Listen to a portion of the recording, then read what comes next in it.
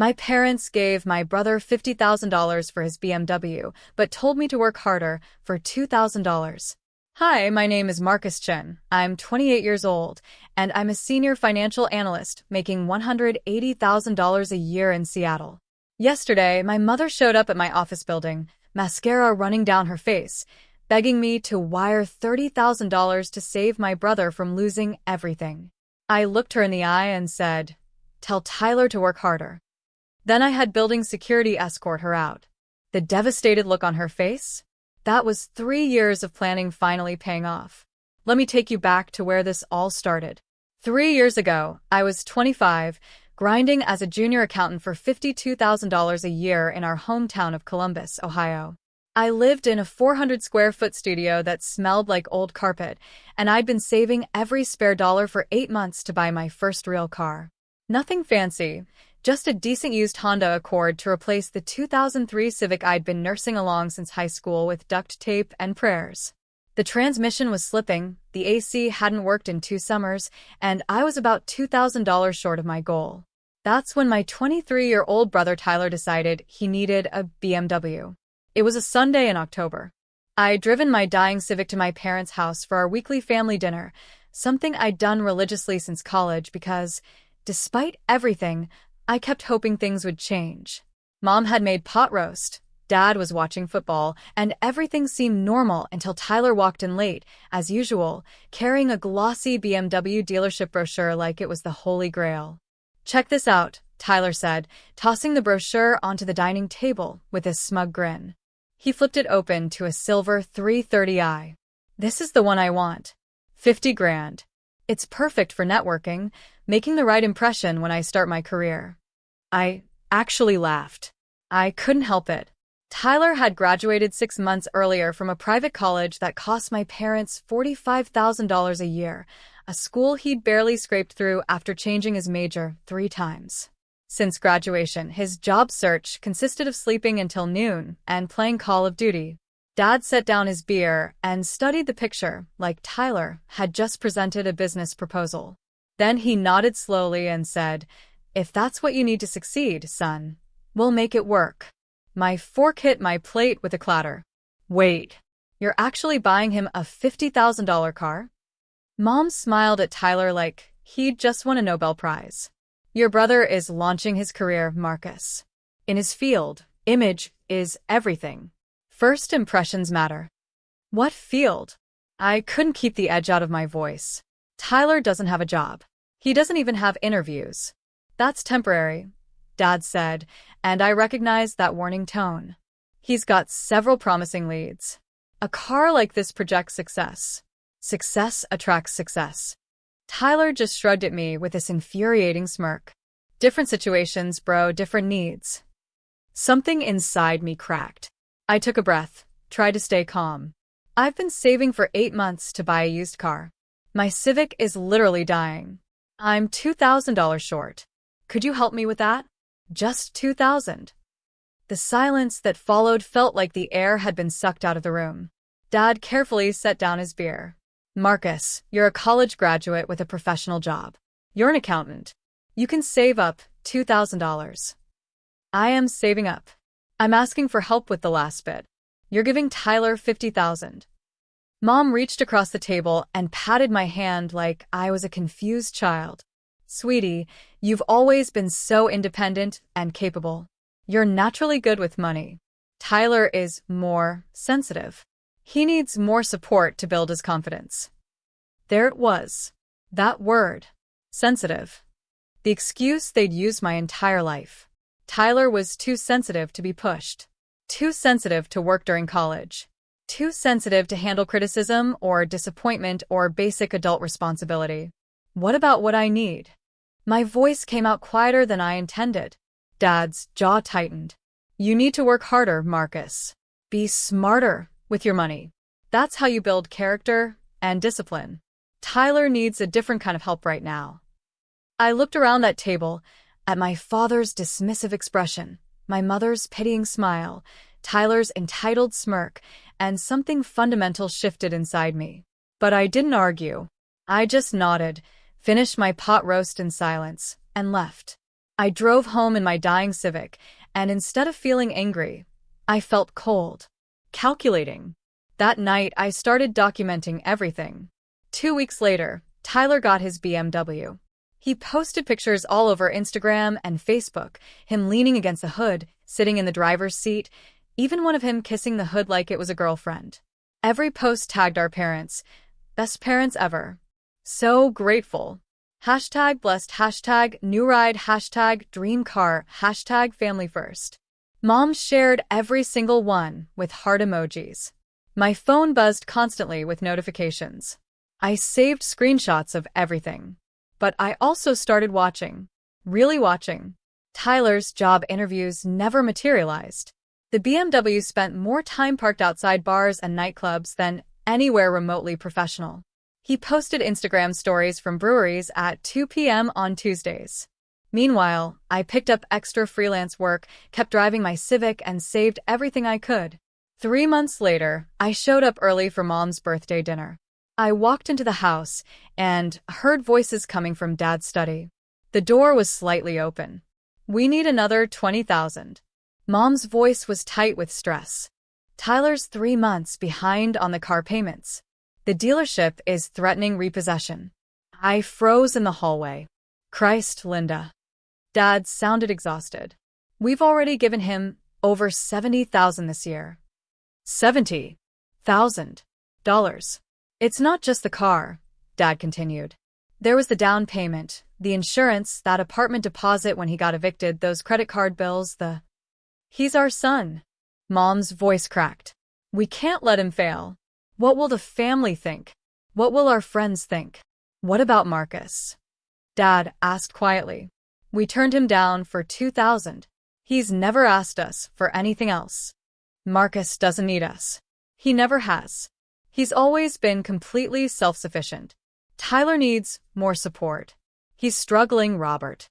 He's depressed. I walked into that study, and they both jumped like I'd fired a gun. Marcus. Mom gasped, her face going white. We didn't hear you arrive. $70,000. My voice sounded weird, distant. You've given Tyler $70,000 this year, while I've been driving a car held together with hope and zip ties. Dad stood up, trying to look authoritative. Son, this is complicated. We're investing in Tyler's future. Investing? I laughed, cold and sharp. He's partying 4 nights a week in a car he can't afford. That's not an investment.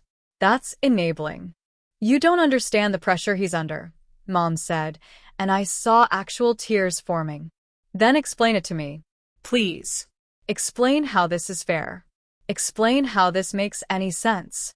Dad's expression hardened. Life isn't fair, Marcus. Tyler needs more help. That's reality. You're doing fine on your own. You don't need us. You're right, I said quietly. I don't need you. I never did, because you made sure of that. I left that night and didn't go back. Not for Thanksgiving. Not for Christmas. Mom called crying, saying I was ruining the family holidays, that I was being selfish and cruel. I told her I had to work. It was easier than the truth. But here's what they didn't know. That conversation in Dad's study had clarified everything. I wasn't angry anymore. I was focused. I started tracking every dollar they gave Tyler. Every social media post revealing another expensive dinner, another weekend trip, another purchase he couldn't afford. I documented everything in a detailed spreadsheet. And I started planning my exit strategy. 2 months later, I got a LinkedIn message from a Seattle-based tech company. They were looking for a senior financial analyst. The pay was $95,000, nearly double what I was making. I interviewed via video call, got the offer within a week, and accepted immediately. I didn't tell my parents until after I'd signed the contract, given my 2 weeks' notice, and booked my moving truck. I called them on a Wednesday evening. Seattle. Mom sounded like I'd said Mars. But that's across the country. You can't just leave. I already accepted. I start in 3 weeks. Marcus, please. We can talk about this. Dad had taken the phone. Maybe we could help you find something local. We could even. Help me. I cut him off. Like you helped me buy a car? No thanks, Dad. I'm done. Don't be ridiculous, Mom said in the background. We're your family. Are you? I asked. Because family doesn't work the way you think it does. I moved to Seattle 3 weeks later. My parents didn't help. They didn't even say goodbye. I got a text from Mom saying I was breaking her heart and that Tyler was so hurt I was leaving. I didn't respond. Seattle was exactly what I needed. The job was challenging, the city was beautiful, and for the first time in my life, I felt like I could breathe. I threw myself into work, earned my CPA, and got promoted within 18 months. My salary jumped to $120,000, then $150,000 after another year. And I kept watching from 2,000 miles away. Tyler crashed the BMW 9 months after I left. Drunk driving, no injuries, but the car was totaled, and the insurance company denied the claim. My parents bought him another car, a used Lexus this time, $35,000. He wrecked that one 6 months later. When I got promoted to senior analyst making $180,000, I called to tell them. Mom said, "That's nice, honey." Then spent 20 minutes talking about how Tyler had finally gotten a job as a bartender and how proud she was that he was finding his path. But everything came crashing down last month. My Uncle Gary, Dad's brother, called me out of the blue. "Marcus, I think you should know something. Your parents took out a second mortgage on their house. For Tyler." My blood went cold. "How much?" $150,000. They're calling it a business loan. Tyler's supposedly starting some kind of event planning company, but… Gary sighed. He's a 26-year-old bartender with no business experience and a history of crashing cars. They're going to lose their house. Probably. Your dad's retiring in 2 years. I don't think they can keep up payments on his pension. I thanked Gary and sat in my Seattle apartment, staring out at the city lights. And I felt nothing. No sympathy. No urge to help. Just cold satisfaction that the natural consequences were finally arriving. 2 weeks later, my phone rang. Mom. I almost didn't answer. "Marcus, please. We need your help." She was crying. Tyler's company failed. The money's gone. We're 3 months behind on the mortgage. The bank is starting foreclosure proceedings. How much do you need? $30,000. To catch up on payments. We can figure out the rest, but… No. Silence. What do you mean, no? Her voice turned sharp. I mean no, Mom. I'm not giving you money. Marcus, we're your parents. We're going to lose our house. You made your choice. You chose Tyler. Every single time. For my entire life. You gave him everything, money, support, excuses. You gave me nothing and told me to work harder. So I did. I worked harder. And now I'm successful, and Tyler's a failure, and you're shocked that I won't save you. How can you be so cruel? She was sobbing now. We're family.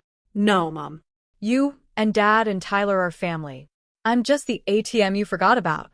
I hung up. She showed up at my office the next day, flew all the way to Seattle. Security called me down to the lobby. She looked terrible. Exhausted. Desperate. Marcus, please, she begged. I'm sorry. We made mistakes. But we're your parents. You can't just abandon us. I looked at her, really looked at her, and felt nothing but cold resolve. Where were you when I needed help buying a car? When I was working 2 jobs in college? When I called to tell you about my promotions? You were with Tyler. Always with Tyler. You made your choice every single day for 28 years. We were wrong, she whispered. Please. We'll lose everything. You lost me years ago. You just didn't notice. Security escorted her out while she cried my name. I went back to my office and got back to work. That was yesterday. This morning, Tyler called screaming. I blocked his number. Dad sent an email saying I'm not the man he raised me to be. I replied, "You didn't raise me. I raised myself." That was always the point. My Uncle Gary called this afternoon to tell me the bank is moving forward with foreclosure. My parents are trying to move in with Tyler, but his 1-bedroom apartment can barely fit him. He's furious they're cramping his style. Apparently, karma has a sense of humor. As for me, I just got another promotion. Vice President of Financial Analysis, $220,000 a year. I'm buying a condo with a view of the Space Needle. I'm dating an incredible woman who came from a loving family and can't understand mine. I'm happy. Actually, genuinely happy. My parents are learning what I learned at 25. Sometimes, the only way forward is to save yourself. They taught me to work harder. I did. They just never considered that I might work hard enough to not need them at all. And you know what? I sleep perfectly fine at night. Because the truth is, I don't owe them anything. They made their choice. I made mine. Some bridges you burn. Some bridges burn themselves. Either way, sometimes you're better off on the other side.